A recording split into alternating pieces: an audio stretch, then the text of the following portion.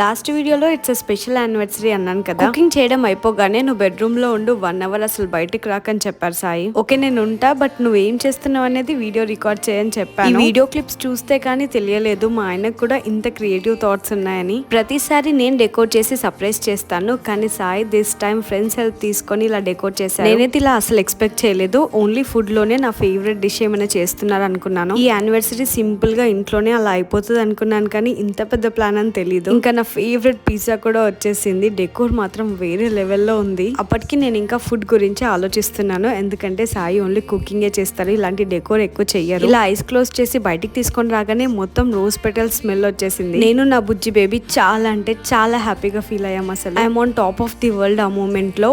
Only హాల్లోనే అనుకున్నాను, balcony decor చూసి ఇంకా షాక్ అయ్యాను. ఎంతైనా రిలేషన్షిప్ లో ఎఫర్ట్స్ రియల్లీ మ్యాటర్స్. ఈ స్పెషల్ మూమెంట్స్ లో ఇంత స్పెషల్ గా ట్రీట్ చేసినందుకు ఐ ఫెల్ సో హ్యాపీ అసలు.